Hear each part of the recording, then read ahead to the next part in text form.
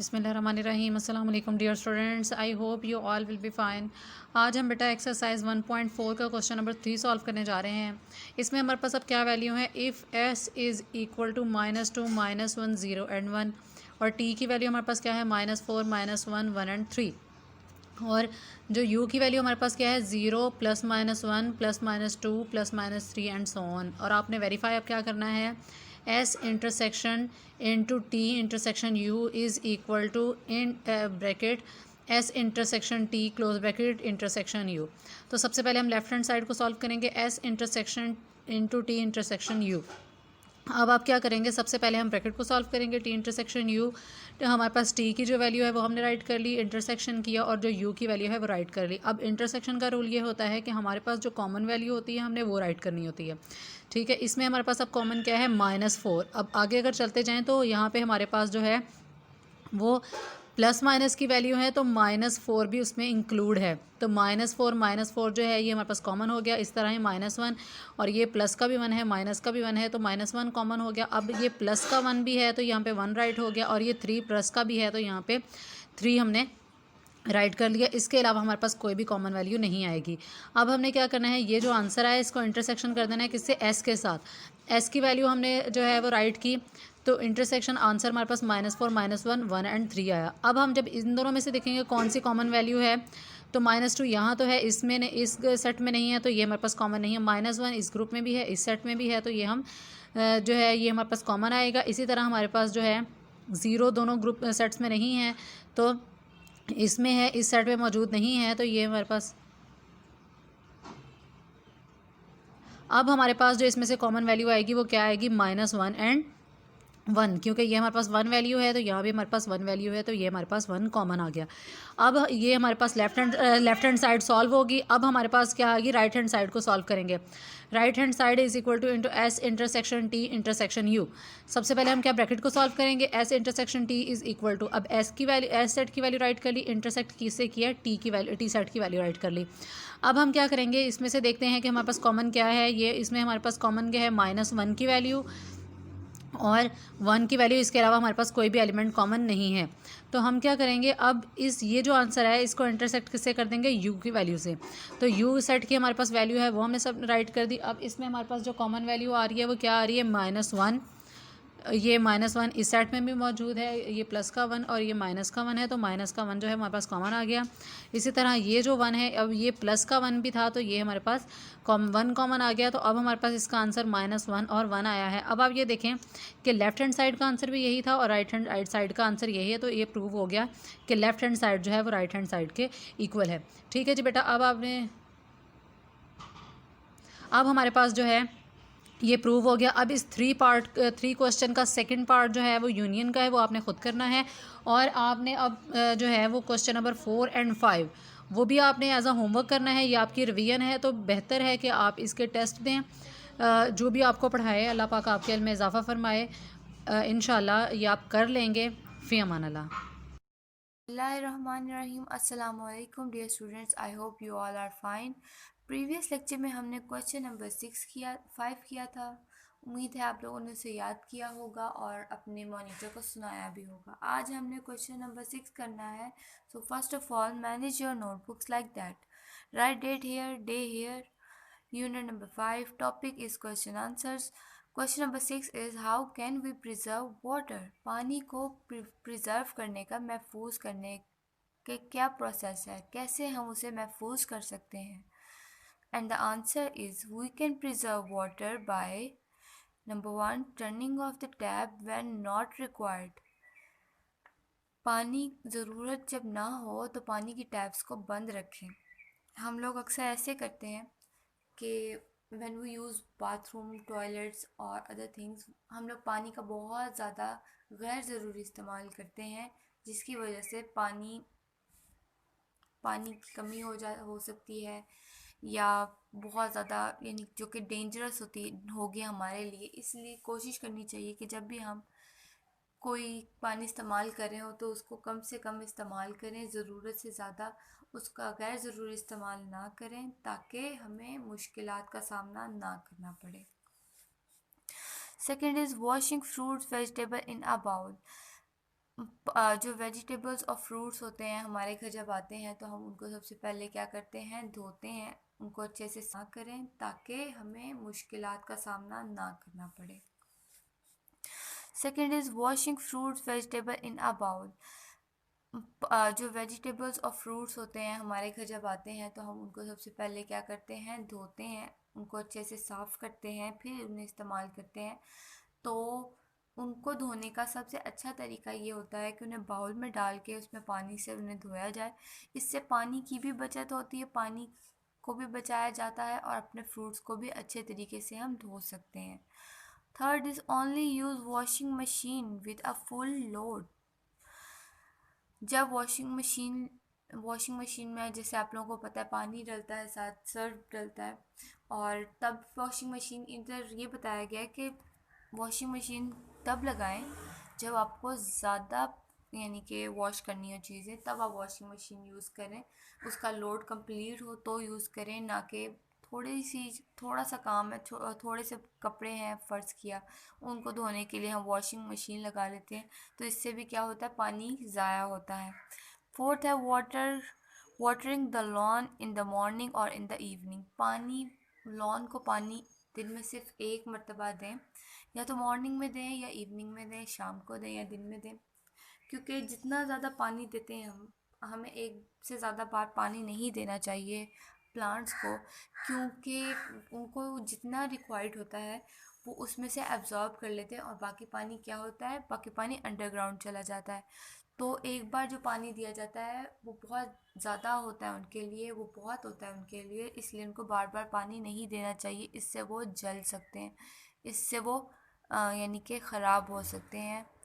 इस top point number 5, check the leakage regularly. हमें इसका मतलब ये हुआ कि जो टैब्स वगैरह हैं हमारे घर की, इन्हें हम लोगों को रेगुलरली चेक करना चाहिए 1-2 महीने के बाद, कि कहीं आया लीकेज तो नहीं हो रही, कहीं से कोई लीक तो नहीं हो रहा वाटर, कहीं हमारा इससे क्या होता है एक तो हम बड़े नुकसान से बच जाते हैं, दूसरे नंबर पे हम पानी को प्रिजर्व कर सकते हैं अच्छे तरीके से।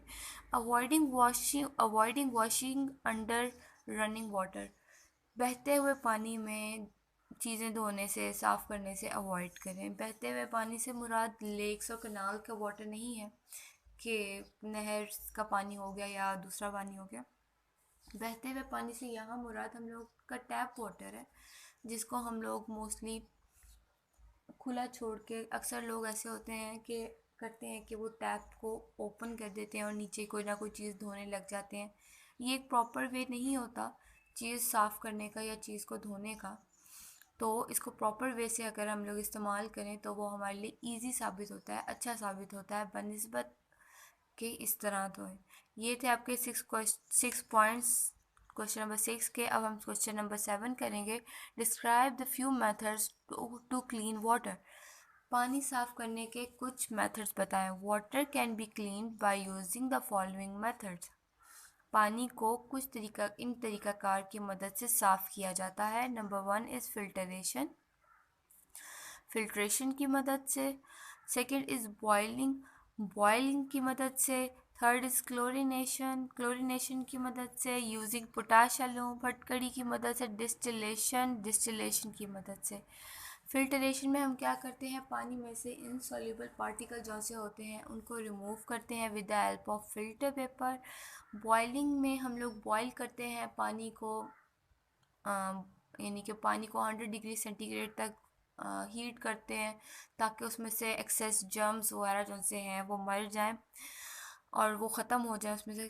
क्लोरीनेशन की मदद से, यानी कि ब्लीचिंग एजेंट की मदद से हम लोग पानी के अंदर कुछ ड्रॉप ब्लीचिंग एजेंट के डालते हैं जिसकी मदद से पानी क्लीन हो जाता है। फटकड़ी की मदद से, पोटाशियम की मदद से इनसॉल्युबल और सॉल्युबल पार्टिकल जौन से होते हैं पानी में वो नीचे बैठने लग जाते हैं और पानी क्लीन हो जाता है। डिस्टिलेशन की मदद से, यानी बहुत ज़्यादा हीट करके पानी को वेपोराइज कर देना और फिर उसको कूल करके लिक्विडाइज कर देना, इस प्रोसेस की मदद से। ये था आपके 2 क्वेश्चंस। उम्मीद है आप लोगों को समझ आई होगी और आप लोगों ने इसे राइट भी करना है और इसको अपने मॉनिटर को सुनाना भी है। इंशाल्लाह कल मुलाकात होगी। अल्लाह हाफ़िज़। Bismillahirrahmanirrahim. Assalamu alaikum students. How are you? I hope you all will be good and also continuously learning your lesson.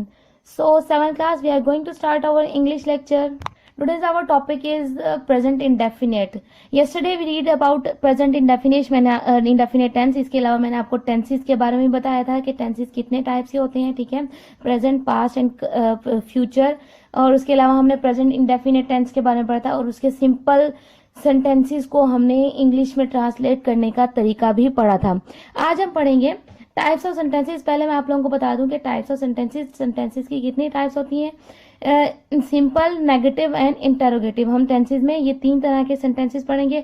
Simple sentences, then negative मनफी, इंटरोगेटिव सवालिया फिक्रा. आज हम पढ़ेंगे नेगेटिव सेंटेंसेस, दैट मीन्स मनफी फिक्रा. सबसे पहले मैं आपको बताती चलो ये होते क्या है. ऐसे जुमले जिनमें नहीं का लफ्ज इस्तेमाल किया जाता है, ठीक है, इन्हें हम नेगेटिव सेंटेंसेस कहते हैं. मसलन मैं स्कूल नहीं जाता हूँ, ठीक है, तुम फुटबॉल नहीं खेलते हो. अब आगे हम इसके बारे में पढ़ते हैं कि इसे इंग्लिश में कैसे हम ट्रांसलेट करेंगे. उसके लिए क्या प्रोसीजर होगा. सब्जेक्ट्स के साथ डू नॉट या डज नॉट लगाते हैं, बाकी तरतीब वही रहती है, ठीक है. लाइक ये देखें हमारे पास फॉर्मूला मैंने राइट किया हुआ है. सब्जेक्ट, देन डू और does, then not, then verb, verb की फर्स्ट फॉर्म, ठीक है, जैसे कि हमने कल वाले लेक्चर में पढ़ा, देन ऑब्जेक्ट. अब सवाल यहाँ पे ये पैदा होता है कि डू और डज, हमें कहाँ डज यूज करना है और कहाँ डू यूज करना है. उसके लिए बेटा मैंने यहाँ पे ये स्ट्रक्चर बनाया हुआ है, देखें जरा.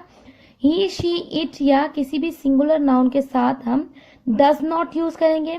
इसी तरह आई, वी, दे, यू या प्लूरल नाउन के साथ हम डू नॉट यूज करेंगे. उसके बाद यहाँ पे एक इम्पोर्टेंट नोट है, इम्पोर्टेंट पॉइंट है. ही, शी, इट या किसी भी सिंगुलर नाउन के साथ जब हम डज लगाते हैं ना, डज का इस्तेमाल करते हैं, तो वर्ब की पहली फॉर्म के साथ हम एस या एस नहीं लगाते. जैसे कि हमने प्रीवियस लेक्चर में पढ़ा था कि ही, शी, इट या सिंगुलर नाउन के साथ सिंपल सेंटेंसेस में कि ही, शी, इट और सिंगुलर नाउन के साथ हम वर्ब की फर्स्ट फॉर्म के साथ एस या ईएस लगाते हैं. लेकिन जब हम इसे नेगेटिव में कन्वर्ट करते हैं तब हम ये एस या ईएस का इस्तेमाल नहीं करते. वो क्यों, देखें जरा, इसमें भी एक लॉजिक है. देखें डू प्लस ईएस, तो डू के साथ जब हमने ईएस लगाया तभी तो ये डज बना है ना, तो इसलिए हम वर्ब की फर्स्ट फॉर्म के साथ हम ईएस नहीं लगाएंगे. मिसाल के तौर पर मैं सेब नहीं खाता हूं, आई डू नॉट, ठीक है, I do not eat apple. वो खत नहीं लिखता है, he does not write a letter.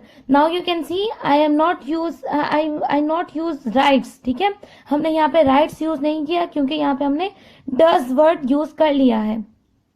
इसके अलावा बेटा मैंने प्रैक्टिस के लिए कुछ सेंटेंसेस को मैंने ट्रांसलेट किया हुआ है ताकि आप लोग इजीली अंडरस्टैंड कर सको. फर्स्ट सेंटेंस है मैं झूठ नहीं बोलता हूँ, I do not tell a lie. Subject है हमारे पास आई के साथ हमने डू नॉट यूज करना है. I do not tell a lie. बच्चा रोता नहीं है, चाइल्ड डज नॉट वीप, ठीक है, child singular, so we have to use does. Third sentence is हम सबक नहीं याद करते हैं, we do not learn the lesson, we have to use do not. माँ खाना नहीं पकाती है. अब आप ये भी देख सकते हैं कि कल वाले सेंटेंसेस की तरह हमने लास्ट में देखे सेंटेंस के में फिक्रे की पहचान में पढ़ा था ना, ता हूं, थी हूं, ते हैं वगैरह आता है, तो आप इसमें देखें यहाँ पे भी यही चीज रिपीट हो रही है. सेंटेंस नंबर 4 इज माँ खाना नहीं पकाती है, mother does not cook food. Sentence number 5 is guy दूध नहीं देती है, cow does not give milk. आपने ये सेंटेंसेस नोट डाउन करने हैं, ठीक है. इसके अलावा बेटा 5 सेंटेंसेस मैंने दिए हुए हैं आपकी प्रैक्टिस के लिए. आपने इन्हें खुद प्रैक्टिस करना है, आपने इन्हें खुद ट्रांसलेट करना है इंग्लिश में. 6 सेंटेंस है अली स्कूल नहीं जाता है, ठीक है. 5 सेंटेंसेस मैंने प्रीवियस आप लोगों को करवाए, ये इससे आगे फॉरवर्ड है. अली स्कूल नहीं जाता है. 7th इज बारिश नहीं होती है. अब यहाँ पे देखिए यहाँ पे भी ऑब्जेक्ट नहीं दिया हुआ, ठीक है. 8th सेंटेंस है वो पतंगे नहीं उड़ाते हैं. 9th है माहीगीर, माहीगीर दैट मीन्स फिशरमैन. माहीगीर मछलियां नहीं पकड़ता है, ठीक है. अब यहाँ पे देखिए पकड़ता है, सिंगुलर है. वो सुबह सवेरे नहीं उठती है. So students you have to complete this exercise. I hope you all understand. फी अमानिल्लाह, हैव अ नाइस डे. बिस्मिल्लाहिर्रहमानिर्रहीम. अस्सलाम वालेकुम 7th क्लास. उम्मीद है बेटा आप सब खैरियत से होंगे. जी बेटा हम पढ़ रहे हैं उर्दू और उर्दू में आज हम पढ़ेंगे. जी बेटा हमने करनी है सरगर्मियाँ. ठीक है, लास्ट लेक्चर में हमने क्वेश्चन आंसर्स किए थे, अब हमने सरगर्मियाँ करनी है। दुरुस्त जवाब पर टिक का निशान लगाइए। ज़मीन है, सयारा, फर्स्ट वाला ऑप्शन। दरख्त क्या पैदा करने की फैक्ट्रियाँ हैं? ऑक्सीजन, थर्ड वाला ऑप्शन। आबी मखलूक में शामिल नहीं, खरगोश। आबी यानी पानी में रहने वाली मखलूक, ठीक है, तो खरगोश तो पानी में नहीं रहता, तो ऑप्शन नंबर 4। नेक्स्ट है, यौम अर्ज मनाया जाता है 22 अप्रैल को, ठीक है, ऑप्शन नंबर 1। गर्दो गुबार से कौन सी आलूदगी पैदा होती है? Fizaia, option number 2। आलूदगी कम करने में मदद मिलती है दरख्त लगाने से, ऑप्शन नंबर 1, ठीक है बेटा। नेक्स्ट है कॉलम। कॉलम में हमने करना है कि जो है ना आंसर है वो हमने लिख देना कॉलम जी में। परिंदा, तायर, हरियाली, सब्जा, दर्द, तकलीफ, तरक्की, कमाल, दौर, ज़माना, तबाही, बर्बादी, संगदिल, जालिम, ठीक है बेटा। नेक्स्ट है, इन अल्फाज और मुहावरात को जुमलों में इस्तेमाल करें, ठीक है, ये जुमले हैं। हुलिया बिगाड़ना, जी बेटा ये जुमला है। माहौलियाती आलूदगी ने ज़मीन का हुलिया बिगाड़ दिया है। ज़ेरे-आब, ज़ेरे-आब रहने वाली मखलूक को आबी मखलूक कहते हैं। आहें भरना, बूढ़ी औरत ने आहें भरते हुए अपनी दुखी कहानी सुनाई। रवां दवां, समुद्रों और दरियाओं में पानी रवां दवां रहता है। दोभर होना, चोरों ने शरीफ शहरियों का जीना दोभर कर दिया है। कानों के पर्दे फट जाना, शोर की आलूदगी से कानों के पर्दे फट जाते हैं। बेतहाशा, गाड़ियों से बेतहाशा शोर और धुआं निकलता है। कान पर जूं ना रेंगना, उस्ताद ने बच्चों को बहुत डांटा मगर उनके कान पर जूं ना रेंगी। मौत के मुंह में जाना, एटम बम की तबाही के बाद बहुत से लोग मौत के मुंह में चले गए। रवा रखना, दूसरों के साथ हमेशा अच्छा सलूक रवा रखना चाहिए। हाथ जोड़ना, मैं तुम्हारे आगे हाथ जोड़ती हूँ, खुदारा मुझे तबाही से बचा लो। परवान चढ़ना, वालिदैन बड़ी मेहनत से अपने बच्चों को परवान चढ़ाते हैं, ठीक है बेटा। ये सारे जुमले हैं, ये अपने नोटबुक्स के ऊपर लिखने हैं और जो सरगर्मियाँ हैं वो अपने अपने बुक्स के ऊपर फिलअप करनी है। और जो भी घर में आपको मॉनिटर कर रहा है उसको चेक भी लाजमी करवानी है, इन्हें लर्न भी अच्छे से करना है। और जब आप लोग स्कूल आएंगे तब मैं भी चेक करूँगी। तब तक के लिए अपना ख्याल रखिएगा। फ़ी अमानिल्लाह, अल्लाह हाफिज़।